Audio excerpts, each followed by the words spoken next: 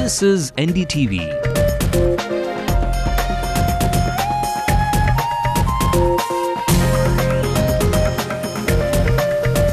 And you're watching NDTV Hindu.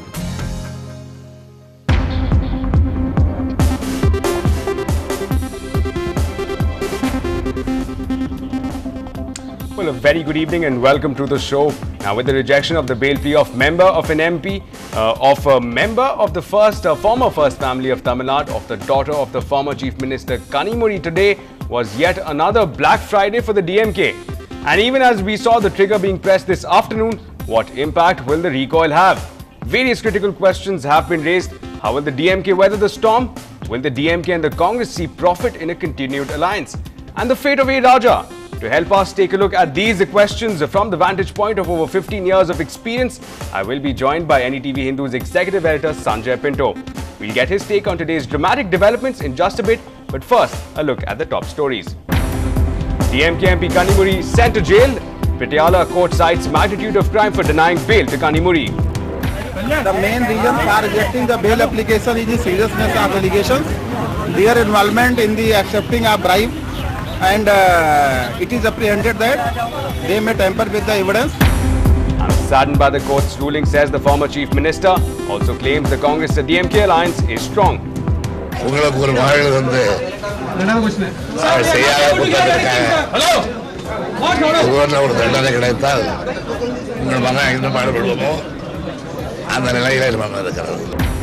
Kanimuri and DMK colleagues break down after the court order dismissing her bail plea.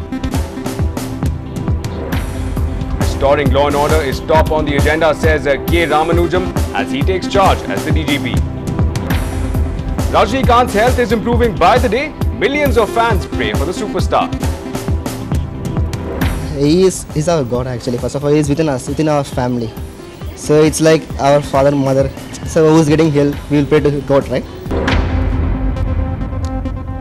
Well, the top story at this hour, DMK MP and daughter of Karunanidhi Kanimuri was sent to jail after the special court rejected her bail plea.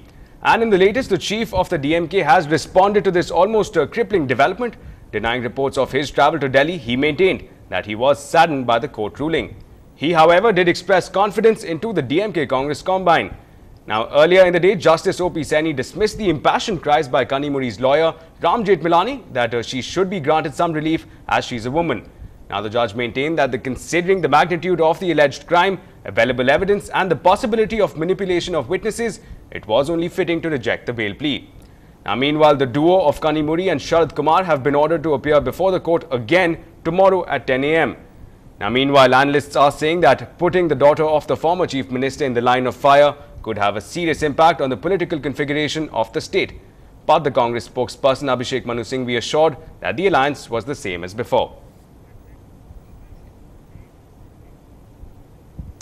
Well, the DMK patriarch expressed sadness at today's verdict, but nonetheless assured that the DMK Congress combine was in good shape.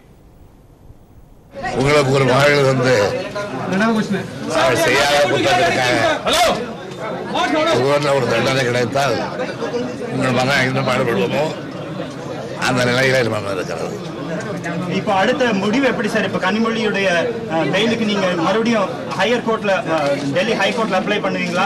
என்ன மாதிரியான முடிவு எடுக்கிறீங்க sir? சட்ட அலுவலர்களை கலந்து ஆலோசித்து முடிவெடுப்பேன். என்ன முடிவு என்பதை பொறுத்திருந்து பாருங்கள். நீங்க புதுடெல்லி போறீங்களா sir? Well, we also heard from the Congress camp. Abhishek Manu Singhvi clarified that these developments will not have any impact on the alliance.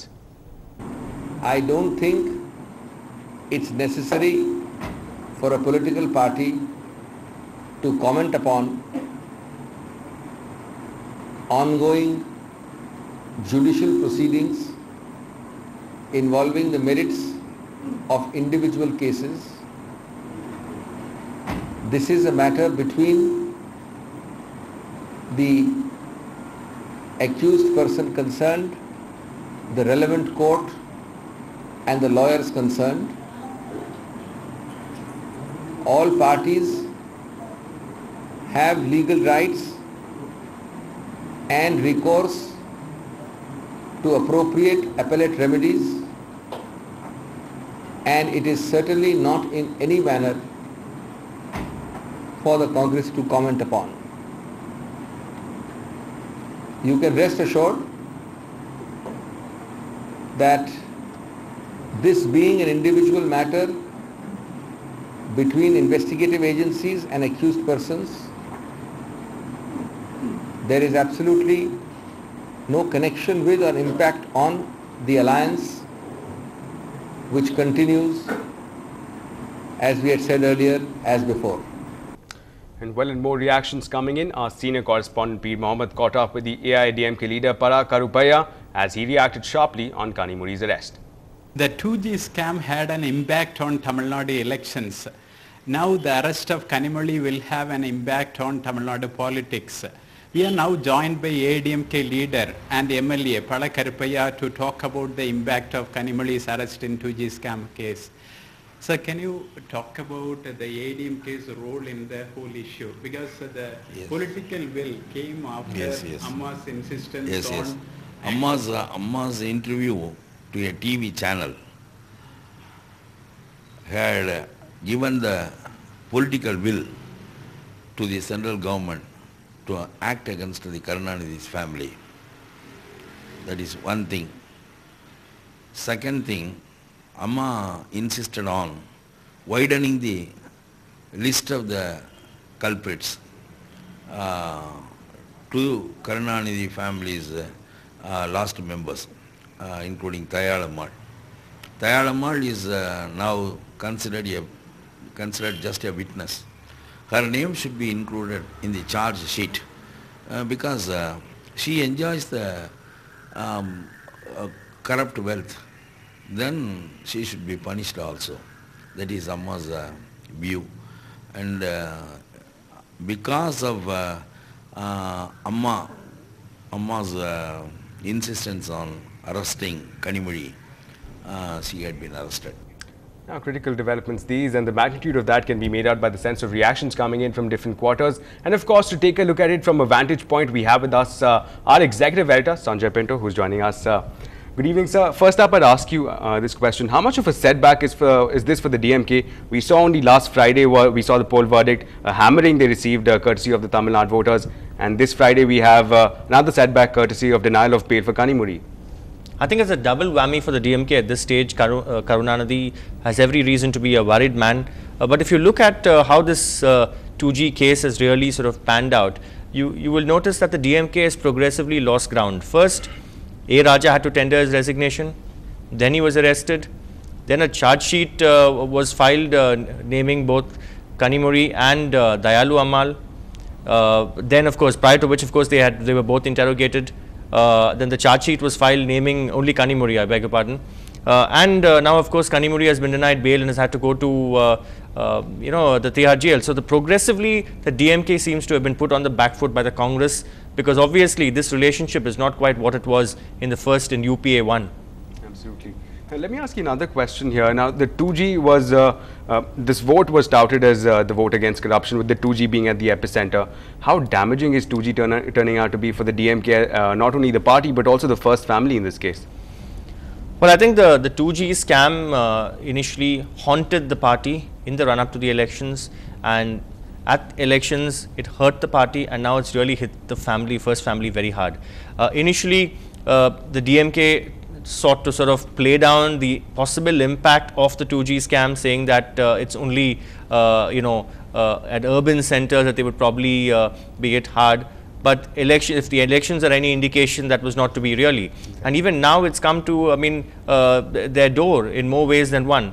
So I think they completely underestimated the impact of the 2G scam, the repercussions it would have, not just for the family, not just for the party leadership here, but also in terms of their equation with at the center. Yeah, that became pretty clear with even Stalin's only marginal victory in his constituency at this point. Now, a lot of opinions, as you mentioned, were echoed by some of the quarters, some of the response that we received from different quarters of Tamil Nadu's political spectrum. In fact, Janata Party Chief Subramanian Swamy also joined us, and according to him, tough times and stormy weather awaits the DMK. The political equation cannot change because of Kanimuri, because first of all, she is not very popular in the two brothers, amongst her two brothers. Secondly, the fact of the matter is that they both, Congress and DMK, need each other. If one of them turns approver or one of them starts using state power, the other will be in difficulty. So they both need each other, and at the moment I don't see any political fallout from this arrest. Now, well, Sanjay, you spoke to the Subramanian Swamy, the Janata Party chief. Now, what sense are you getting about the road forward here for the DMK and the Congress combined? There was a lot of talk that we saw some tension in the pre-poll, in the build-up to the elections. How do you see this combined right now? See, there was that, as you rightly mentioned, that spat, that ugly public spat over initially the number of seats in the Congress ultimately having its way with 63. Then, of course, it was over the choice of constituencies, and what an irony that was. Union Home Minister P. Chidambaram was there in the DMK headquarters there for that seat identification round of discussions. And on the same day, and on another floor of the same building, you had both Dayalu Ammal and Kanimuri being questioned by the CBI. So that's perhaps an indication of how equations have been altered between the DMK and the Congress. And remember, just recently, even after this landslide victory of Jayalalitha, the Prime Minister called up and congratulated Jayalalitha. Sonia Gandhi has called up and congratulated Jayalalitha. Right. But no one has called up to console Karunanidhi. After all, many believe the DMK, many senior DMK leaders seem to believe that it's a Congress but also has an important role to play in its defeat, in its humiliating defeat here, because the Congress initially asked, of course, asked for that lion's share of seats, 63 seats, of which they won only 5, and then there was infighting. So many believe that the Congress, while the Congress may say that this is excess baggage, they may view the DMK as sort of a stigma in the run-up to 2014. The boot is also on the other foot. That's at least what many DMK leaders argue. But also, I think the DMK would definitely need the Congress more than the Congress would need them. Okay. Because remember, Ms. Jayalalitha had earlier made that offer of support of her 9 MPs to the Congress in the event of the DMK pulling out. Is that offer still open? Will the Congress make overtures to her? Going by present indication, it seems that Congress is probably testing the waters, probably not averse to the idea of cozying up to Ms. Jayalalitha. Okay. We'll have to see how the response she gets from the Congress when she goes to New Delhi to formally call, as a Chief Minister, to formally call on the Prime Minister. They will obviously say that there's nothing political about it. It's just a question of protocol that a Chief Minister goes to call on the Prime Minister. But there could be political overtones there as well. So which way will the political wind blow? I don't think the DMK, Mr. Karunanidhi has very clearly indicated that the Congress-DMK alliance is intact. I don't think the DMK will in any way do anything to rock the boat. But in the months ahead, we'll have to see how Ms. Jayalalitha responds to the Congress, and whether the Congress will be keen on sort of shedding what some people believe could be sort of excess baggage. Also, that seems to be a little harsh term at the moment. Right, so interesting times these, and interesting overtures are coming to light at this point. Let's also get Mr. Cho Ramaswamy's reaction. He joined us to give us some perspective on these interesting developments that we are seeing. If they withdraw the ministers, they are not only with powerless in Tamil Nadu but also in Delhi. Now they are clinging to power in Delhi. If that is also gone, they will be totally vulnerable to many proceedings which they perhaps do deserve. And even to save them from this 2G scam, the Congress help will be required. The centre's assistance will be required. The centre has so far been the biggest protector of corruption. So they would hope that they would also somehow escape. For that also the Congress alliance will be necessary. Weighing against this will be Karunanidhi's anger, disappointment, disgust with the Congress. He would have thought that they must have put pressure on the CBI to see to it that Kanimuri was not sent to prison. Now that that has not happened, Karunanidhi would be quite angry. But again, weighing against that will be the pressure from Stalin, Alagiri and others, who would say that the interests of the party in Delhi should not be pledged to Kanimuri's interests. Interesting observations those coming in. Rashmit, yes, I mean, that's an important point that Mr. Cho Ramaswamy is raising there, as to whether the various power centers within the DMK first family, will be on the same page with Mr. Karunanidhi, if not openly, as to whether there would be any heartburn some of them are not very happy with the DMK's decision to back Raja. Initially, if you remember, Ashmit, Mr. Karunanidhi had been taking the line that he's a Dalit leader and therefore he is being targeted. Then later he said that Raja is innocent and only followed the established procedure. Right. And later, when he was arrested, also said that, well, if he's guilty, then we will take action, but he seems to be innocent. He also, in the run-up to the polls, asked his leaders to fan out across the state and defend Raja at public meetings. So all this seems to have boomeranged in a sense. So what will the other DMK leaders, other power centers feel about this? That's going to be very interesting to see the stand that they take.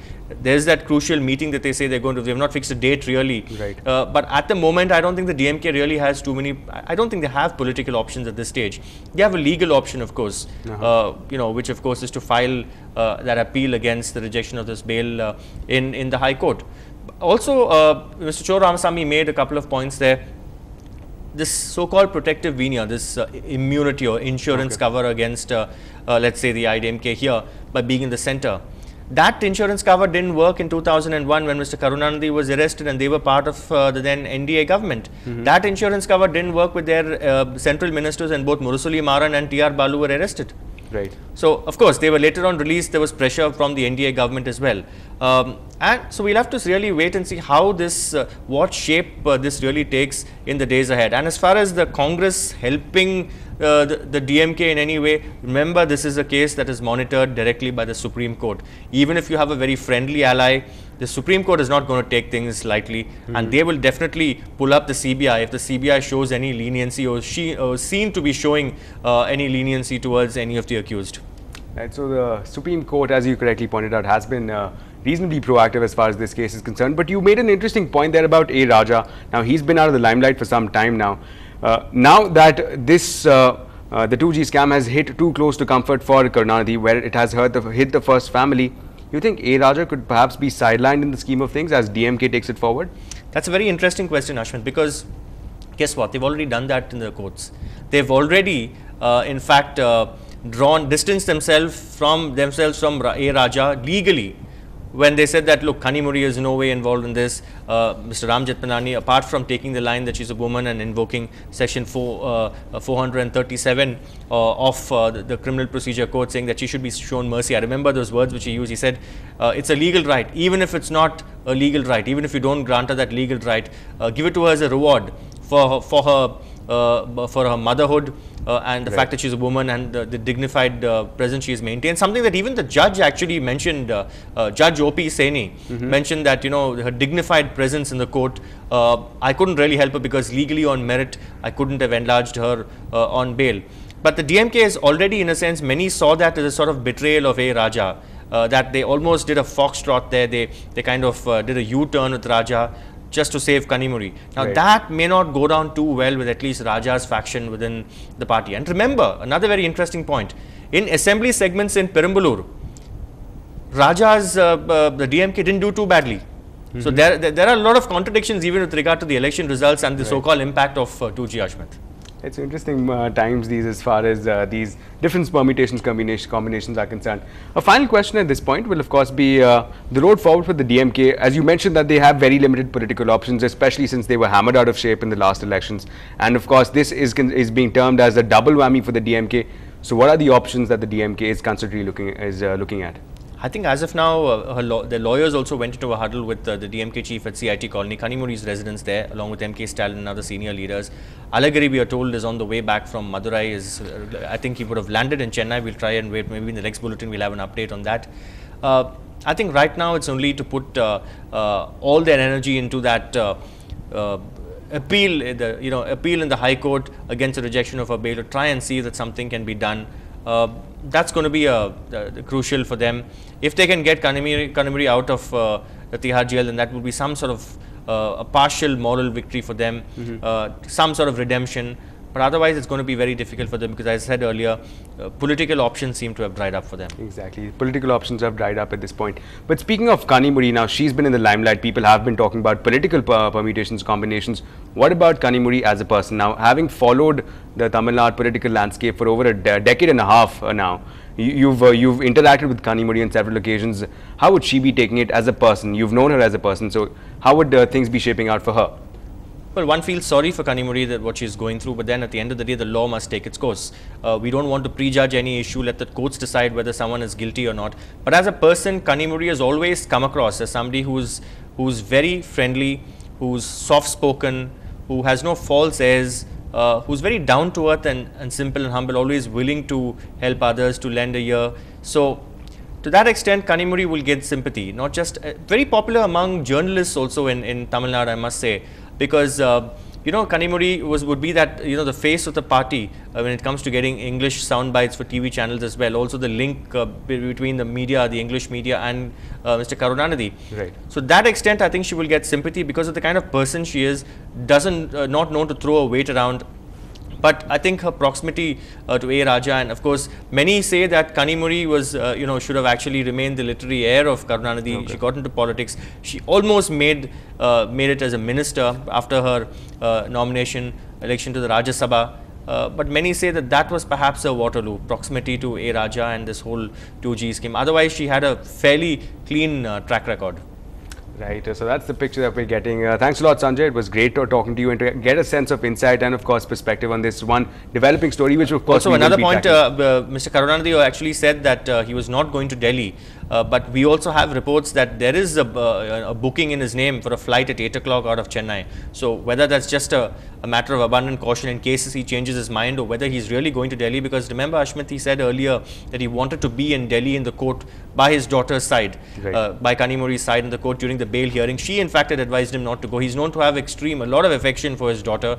He must be quite a shattered man at this stage, which is why even he said what he said, that, you know, if you have a daughter, you'll know how I feel. Exactly, statements coming from a father. Very emotional, yes, as a father. That was Karunanidhi speaking there as a father of Kanimuri. And he's also said earlier in that meeting which was called to chalk out the party strategy, right. You know, before in fact the bail hearing, the bail verdict came out. They said that, you know, Kanimuri has earned her spurs, and it's not because of her family surname. Right, so difficult times for both Kanimuri and for the DMK at this point. Thanks a lot, Sanjay, for adding your perspective to things. Well, we were talking about Kanimuri, and the arrest of Kanimuri, the daughter of the DMK patriarch M. Karunanidhi, may appear like a typical scene from a television serial which are so popular on the DMK First Family satellite channels, but this is a reality and she is behind bars. Daughter of Destiny. That is really who Kanimuri is. A favourite daughter of her father M. Karunanidhi, because she shared his love for writing, for Tamil literature and poetry. Artistic temperament, that was Kanimuri's natural leaning, which saw her pen poems and have a brief stint as a sub-editor in The Hindu. The shared heritage with her father, a respected writer and film scriptwriter as well, saw Kanimuri emerge as the literary heir of Kalaignar. So she plunged into organizing cultural events like the Chennai Sangamam, a celebration of folk arts which went to the people, the Chennai Marathon, not to speak of job fairs across Tamil Nadu. Soon she was catapulted onto the political stage, slowly, and she had been apolitical until then. Soft-spoken, ever smiling with no false airs, she is someone you would discuss a Kamal Haasan or Karan Johar film with. But as the Chennai Sangamam grew, so did her political life. She was made a Rajya Sabha MP in 2007. That post was a result of family dynamics when the Maran brothers fell out with the DMK First Family over a controversial opinion poll, and also seeded the birth of Kalaignar TV. Kanimuri was not known to push for anyone until the family dynamics and her closeness to A. Raja, which turned out to be her nemesis. Now it will be a reversal of roles. The daughter, who was a big comfort to her father, will need all the support she can get.